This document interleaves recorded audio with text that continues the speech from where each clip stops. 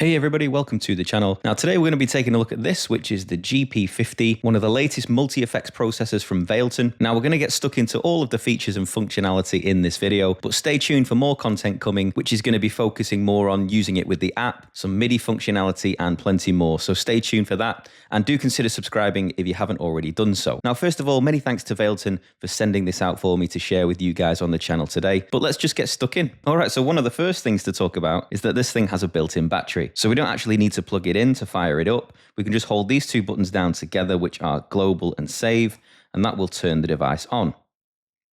And we know it's using the built-in battery because of the little battery icon that's lit up on the screen. Now in the box, what you're going to get is the GP50 itself. You will get a USB-A to C cable included as well, and a handy quick user guide that you can use to browse over at your leisure. And that's basically everything included in the box. Now in terms of buttons and features, we have these three encoders here, which will control various parameters underneath each of the options shown on the screen. We then have the main control knob over here, which also acts as a button if we push it down. And then we've got these four very small buttons on the right-hand side over here, which enable us to power it on and off if we're using the built-in battery. We have the option to save in the top left. We can exit out of each menu or enable Bluetooth in the top right. We can enter the global settings in the bottom left, and we can enable the drum module in the bottom right. And down here, you can also see we've got two foot switches. And of course, a nice user-friendly large display on the device as well. Now, in terms of connectivity, on the right-hand side over here, we have the usual 1/4" input for your guitar or instrument. And then we also have a 1/4" expression pedal or foot switch input as well, located on the right-hand side. And on the left-hand side, we have two 1/4" outputs. So you can run this out in mono or stereo. And on the back side over here, we have the usual DC 9-volt center negative input to power the device. We have a USB Type-C connection as well. And then we have a MIDI in and a MIDI through, which are both 3.5mm TRS connections. And then finally, we also have a headphone connection, which is 3.5mm as well. So some great options in terms of I/O and connectivity there. So now we know how to power it on. Let's have a little look through the menu system and see just what this thing is capable of. Now I'm just going to head to the global settings and I'm just going to change the foot switch back to patch mode, which is how it's going to look out of the box for you. And you can see that by these arrows indicated on the screen. So now what I can do is I can use this main control knob to cycle up and down through each of the patches. And you can see it goes from 0 all the way up to 50. And this is where we have an additional 5 acoustic guitar patches. So that will run up to 54. And then beyond this, all the way from 55 up to 99 are patches that you can customize yourself.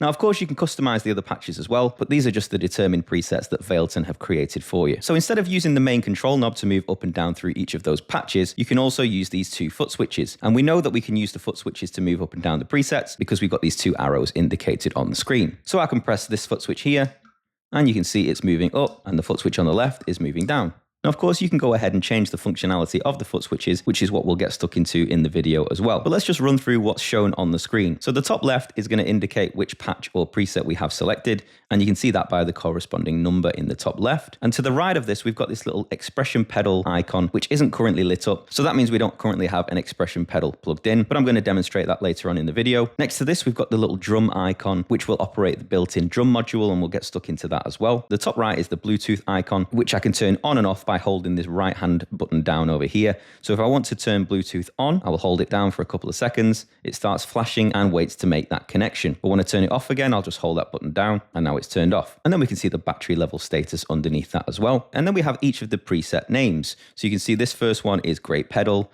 Neo Soul, etc. So you can easily see which one you have selected on the screen. And then we've got the arrows up and down, which is what I've already talked about. So we can move up and down through each of those patches. Underneath this, we've got the master volume, which we can use this left-hand encoder to control. We can move that up or down. We then have the BPM for that particular patch, and that will correspond with the time-based effects that you'll be using within that particular patch. And then we've got the actual patch volume, which is different to the master volume. Obviously, you'll be turning the volume up and down for the patch rather than the master volume, which will control the overall level for the GP50. And then you can see also, because I've made some changes here, we've got this little star icon on the screen now, and that's basically prompting me to save. So if I want to save that, I'll hit the save button. It will ask me if I want to change the name. So of course I can go ahead and change this to a different name if I want to do that. You can move the cursor along on the screen as well. So it's really intuitive and really easy to be able to do this on the screen. Of course, I don't want to make those changes, so I'm just going to exit out of that. And then if I move up to the next patch, and back down again, you can see that little star icon has gone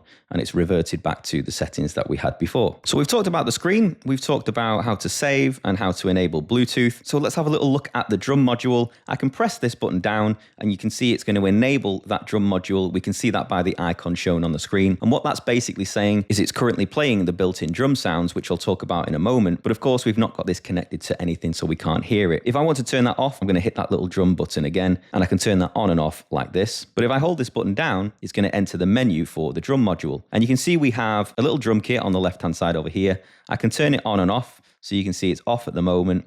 If I press this, it's on. So that basically means it's playing back. And then I can use the main encoder to cycle through each of these metronomes that's currently built in. Now, it's a little bit confusing at the moment because you're led to believe that these are actually drum kit sounds that you can hear, but they're just metronomes, and we've got 9 of them to choose from currently built in. Now, this may change in future firmware updates, but at the moment it's just a series of metronomes that we'll be able to hear using the drum module. And of course, we can use these 3 encoders to change things like the BPM, we can change the volume, and we can turn sync on or off. And what sync basically does, it will sync the metronome to the same BPM as the current patch that you have selected. Now, to come out of this, all I need to do is press the exit button once, and then it will go back to the main display. So there's a brief look at a few things. Now, before we get stuck into the global settings, what I'm going to do is I'm just going to press this main control knob down, and now you can see we have access to each of the effects blocks. So this looks very similar to how it would look in the app, but it's great that we have this display screen now so we can see each of those blocks and all of the parameters underneath as well. Now, if I just move this knob, I can cycle through each of those, and you can see which ones are turned on and which ones are turned off simply by looking at which ones are lit up and which ones aren't. And they are in a specific order, but you can move these blocks around to different locations. So let's go to the end of the chain, and let's say I want my delay before my modulation. Let's just turn the modulation on so we can see that a little bit clearer. I'm going to hold the knob down and it says manage signal chain. So now I can rotate the knob to move that module, and then I can press it down to confirm. So let's just move the delay before the modulation, hit enter, and now we've moved that delay block before the mod, and then we've got the reverb towards the end of the chain. So if I move back all the way to the beginning, there are certain blocks that you can move and some that you can't. So let's go through them one by one. Noise reduction can be moved, and the pre-effects block can also be moved. But once I hit distortion, you'll see what happens here is it tells me that the module cannot be moved. And this is the same for the Snaptone module, the amp, the cab, and the EQ. So all of those are fixed locations, but the first 2 blocks here, and then after the EQ, these final 3 blocks can also be moved as well. So that's just something to bear in mind. Now, underneath here, we can turn on or off the effects block by using this left-hand knob over here, and then we can cycle through each of those effects. So you can see the noise reduction pedal only has a gate effect applied to it, but if I move over to the pre-effects block, I can cycle through all of those different options. So I've got some compressors, I've got wahs, octaves, pitch effects, acoustic simulation, etc. And then within each of those effects, I can access a few other parameters. So here we've got the lows. If I press the knob down, it will give me some further options, so high and dry for each of those. So it's just changing some different parameters. Let's move over to delay. We've got an analog delay selected here. Let's go to a tape delay. You can see I've got the mix. I'll press the main knob down. I've got things like time, feedback, sync, and then one more time, I can turn trails on or off for the delay. So this means that we can do a lot more on the device, similarly to how we would operate this within the app. Say, for example, when we were using the GP5, we could only really do this kind of thing in the app, but on the GP50, you can do that on board. One other thing to talk about is this NS module here. So this is the Snaptone module, and you'll see that when I turn it on, it will disable both the amp and cab, because what it's doing is it's expecting you to use a full NAM capture, so with an amp and a cab when you're using this particular module. And I'm going to talk about this in more detail in another video. So let's exit out of this again. We're back to that main display screen. So now that we know how a few things can operate within the GP50, let's go into the global settings and see what options we've got here and how we can really customize this device. So we've got the first option, which is input and output. And here I can change the input level. I can go up 20 dB, down to 0 in the middle, and then minus 20 dB as well. So you're just going to set that input level however you see fit. Obviously, that's going to change the level of your input, which will most likely be your guitar. And here I can enable or disable no cab mode, which will basically bypass the cab module if you wanted to enable that. The default setting is off, so we're just going to leave that off. And that's it in terms of that first option. If I move across one, we've now got the USB audio settings. So if you didn't know, this thing is also an audio interface. So via the USB connection at the back, we can plug this into our computer. So we've got some different options here on screen, which we can change as we see fit. So we've got things like the record level, the Bluetooth level, monitor level. If I press this knob down, I'll enter the final two options, which are connected to the left and right output, and I can basically change this to wet or dry. So depending on whether I wanted to send this signal with or without the effects. It's currently set to wet, which means that the effects will be applied when I record. So let's move over one more. We've got the expression calibration, and I'm going to come back to this one in a minute. So we'll set up an expression pedal. Let's just move over to foot switch. Now here I can change how I want these foot switches to behave. And I have made a separate video going over a few tips that I recommend. I will briefly go over them in this video as well, but if you haven't seen that one, I'll leave a link in the corner for you to go and check that one out. But basically here we've got the mode that we can change, which is currently set to patch, which means that these foot switches are going to be moving up or down with the patches. If I move this over to stomp, you can see that these foot switches have now changed color to represent that we're now in stomp mode. So I'm just going to exit out of this, and now on the screen we've got the distortion block, which we can see on the left hand side, and then the delay and reverb blocks on the right hand side.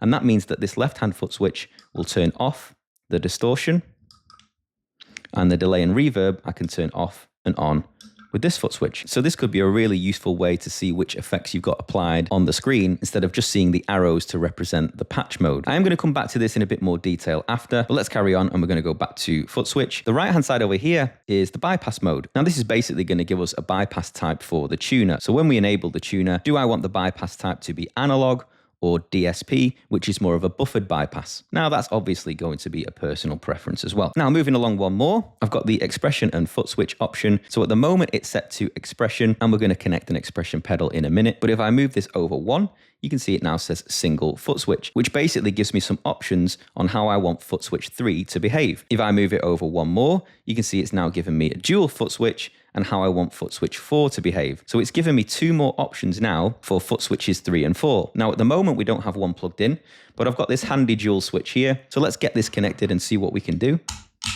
All right, so we've got this dual switch plugged in now, and that means I don't just now have two foot switches that I can use to control the GP50. I've got 4 because I've extended it with the Ampero switch here. So foot switch 3, what exactly do I want foot switch 3 to do? So we can move up in patches. Of course, we can move down. We can enable the tap tempo feature, which I'm going to talk about afterwards as well. This doesn't act as a tap tempo itself, but it will just turn on or off the tap tempo. We can turn on and off the tuner. We can turn on and off the looper. We can enable the drum module that we talked about before. We can move up through each of the drum module sounds, and we can move down through the list of drum module sounds. And that's basically what each of these foot switches can do. So let's have a little look. Let's set this one up to patch down, and let's set this one to patch up. So now if I exit out of this, I can enable and disable each of those effects blocks that you can see on the screen, so distortion and delay. But of course, I can now move up through each of those patches, and I can move down as well. So I'm doing this without the need of a MIDI controller. I've just added a couple of additional foot switches to the foot switch input on the side of the GP50. And that's a great feature, I think, to have on board a unit like this. Okay, going back into those global settings. So we've talked about an external foot switch and how that operates. Let's move over to display. I've got a couple of options here. I've got the display time, which is set to always.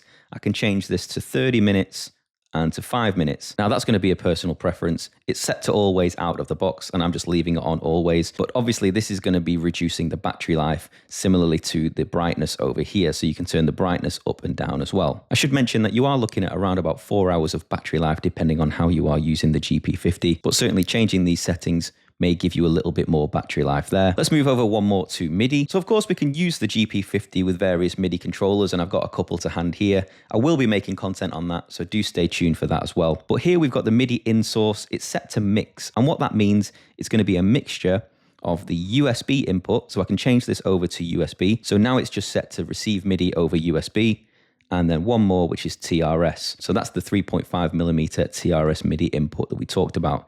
So you can change this to either of those two, or you can set it to mix, and that's going to turn on the MIDI input for each of those. What's great about the GP50 as well is we can now change the channel for each of those MIDI inputs. So they're both set to Omni, which means that they're going to receive MIDI across all 16 channels. But let's say I want my TRS input to be receiving on MIDI channel 3, and I want my USB input to be receiving on MIDI channel 6. I can set these up independently as well. So that's a really great feature, I think, to have on the GP50. We've got auto cab match. So this is just an on and off option here. And what this does is when it's on, it will will automatically pair a cab module that it thinks you should use for the amp module that you've got selected. And then the final two options are factory reset. So if I press this button down, do I want to reset the global settings only? Do I want to reset all of those factory patches? Or do I want to reset all of the data? And of course, pressing the encoder again will reset each of those. And then the final option in global settings is about, where we can see which firmware we currently have selected. And you can see I'm running 1.0.5, which is the latest firmware as of January 2026. Okay, on the screen, you can see we've got stomp mode selected here, and I've got distortion and a delay and a reverb block on the right-hand side. But you can actually enable up to 3 blocks per foot switch. So we don't actually need to use the app to be able to do this. All we're going to do is make sure that we're in stomp mode. We're going to press the main knob down. And now when I cycle through each of these blocks, you can see in the top right-hand corner, we've got a number selected. In this case, the distortion is number 1 because we've got foot switch 1, which is going to turn on or off that effect. And then if I move over to the delay, which is number 2, operated by foot switch 2, and the reverb, which is number 2. So let's just go a bit crazy here. Let's turn on the modulation as well. And then after I turn it on, I can see the effects that I can change to, but now I've got an additional option, which is the foot switch that I want to set up to control that particular effect. So at the moment it's set to off, which means that neither of these foot switches will be turning the modulation on or off. If I move this over to number 1, it's going to be controlled by foot switch 1. And if I move it to number 2, it's going to be controlled by foot switch 2. So now exiting out of this, you can see I now have 3 blocks, modulation, delay, and reverb that I'm using to turn on or off with this foot switch over here. And let's go crazy with foot switch 1 as well. So press this knob down. Let's enable the noise reduction with foot switch 1, and let's enable the pre-effects with foot switch 1 as well. So now I can use both of these foot switches to turn on or off either of those 3 effects. But also going one step further with this, we don't have to have all 3 blocks turned on or off at the same time. So let's say I want noise reduction turned on whilst the pre and distortion are turned off. Let's go and set that up. All that means is I'm just going to turn this one off. I'm going to have these ones still lit up. So you can see that's now turned off and these are turned on. Exit out of this. And now we can clearly see the noise reduction is off when the pre and distortion are on. Press this foot switch down. Noise reduction turns on when the pre and distortion turn off. So that's just a different way that you can change the toggle states for each of your effects blocks. And very briefly, it also means that we don't have to have red represented when the effects are on and green when they're off. Let me go to a different preset to show you this one. So on the pure clean preset, modulation and reverb are both turned on when these lights are red, and then it's turned off when they're green. But we can easily flip that color state just by going in here. We're going to go across to modulation. We're going to turn that off. We're going to go across to reverb and turn that off. You can see now they're both turned off when it's red, and now when I push the foot switch down, it turns green. So you can very quickly and easily change that LED color status as well on board the device and not having to rely on the app to make those changes. All right, we don't need that foot switch anymore. Let's get rid of that. Now I've just plugged in this M Audio expression pedal into the expression input on the right-hand side. Now the first thing that I'm going to want to do is go into my global settings and calibrate the expression pedal. So let's head over to that option. I'm going to press the parameter knob down to enter, and you can see that it's failed. Now it's telling me that it's failed because it still thinks I have that foot switch plugged in from earlier. So we're going to exit out of this and head over to expression/foot switch. I'm going to change that mode back over to expression now. And then when I move back to calibrate, I can press the power knob down. And now it says lift the pedal fully up towards the heel, which it is. I'm going to press the knob down. And now it says press the pedal fully down towards the toe. So we're going to push that all the way forward, hit that power knob. And that's how easy it is to calibrate the expression pedal. So now coming out of this, I will now be able to use this expression pedal to change various parameters. So what I'm going to do is I'm going to push the knob down and I'm going to move all the way to the right-hand side where I have my expression pedal. I can turn this on and off with this bottom left encoder here.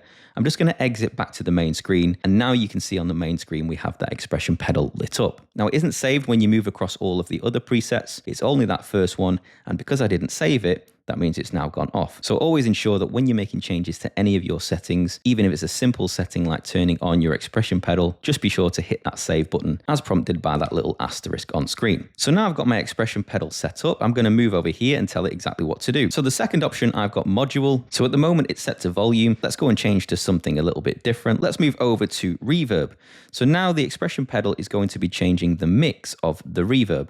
If I press this button down again, I can set a minimum and maximum value. I'm just going to leave that on 0 and 100. So now if I go into my reverb block over here and move over to the mix, you'll be able to see that the mix will be going up or down with the expression pedal that I'm using over here. Of course, it doesn't just have to be the mix of the reverb. You can change this to various other options as well. So moving back over, I've got decay, I've got damp, I can turn trails on or off. Let's go over and do one more. Let's move across to delay. And this time I'm going to change the time of the delay. So if I move over to the delay block, press this down, you can see that time is going to be changing in milliseconds from 20 to 500. Again, if I wanted to change the minimum and maximum values, I can do that there as well. So some really great options. And again, it's something that makes the GP50 stand out. All right, let's talk about that tap tempo feature I referred to earlier. So each of the patches is going to have a BPM, which is going to correspond with the time-based effects within that particular patch. But of course, you can change this with tap tempo. Now, to enable tap tempo, I can obviously turn it on or off using that external foot switch that we talked about before, but that didn't show us how we can use tap tempo. But what I'm going to do is I'm going to hold foot switch 1 down, and now we can see the blue rings flashing, which is telling us that tap tempo is enabled.